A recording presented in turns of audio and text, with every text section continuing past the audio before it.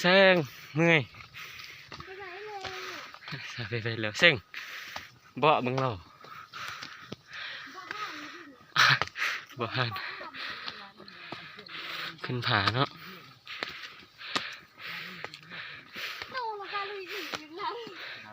พะนางน่ะเงี้ยพะนางโอ้แซงพะนางเนาะ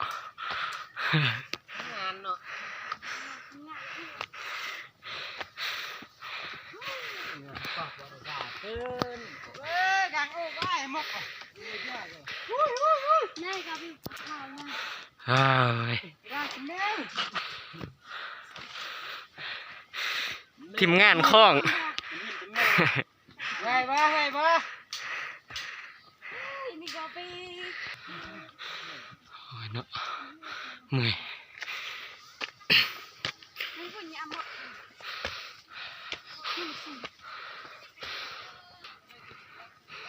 หมดแล้วเนาะกำลัง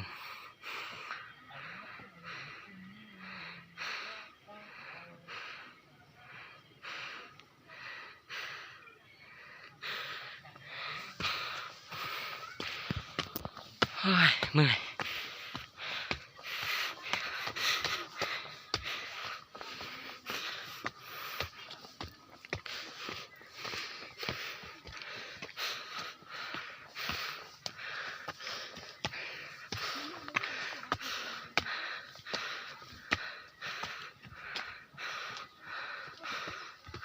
สเปกเลอร์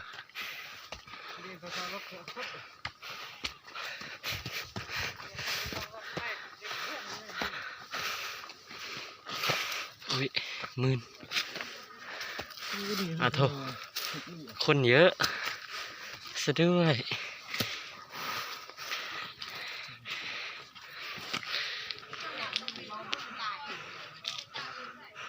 มัว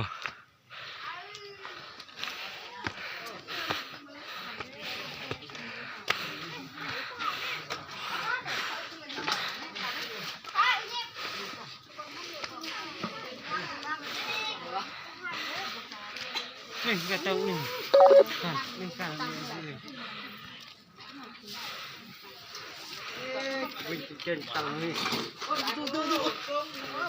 แน่ไม่เห็นนึงหรอเมื่อ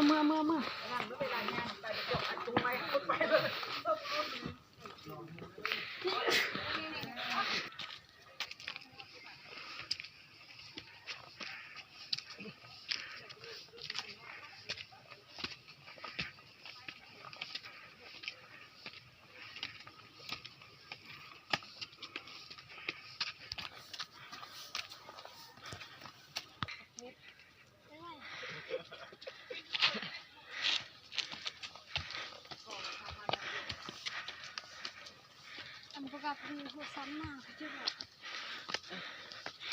น้ำมือ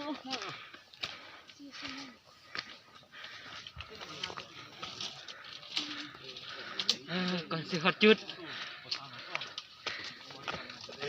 แต่ละหูดู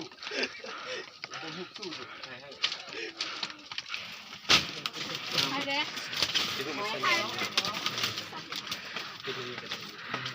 เฮ้ยให้หุบ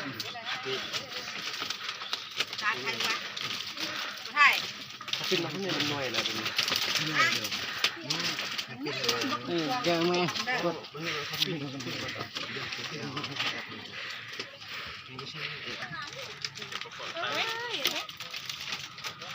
วิว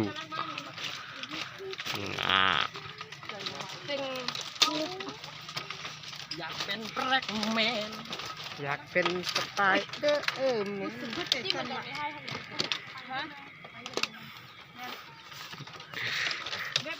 Are you okay?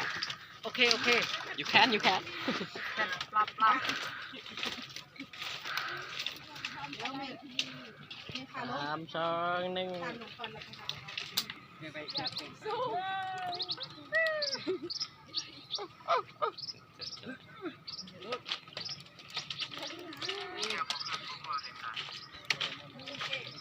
โดย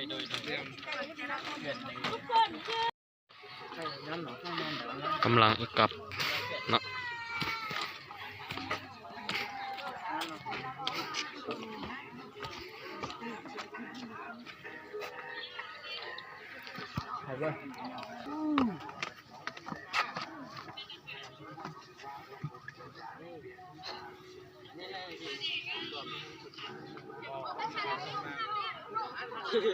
ว่าเลย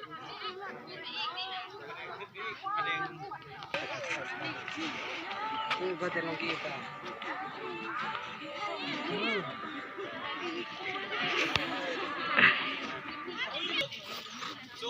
เดินบุญไปกันสามมื้อโอ้ยยืมเลย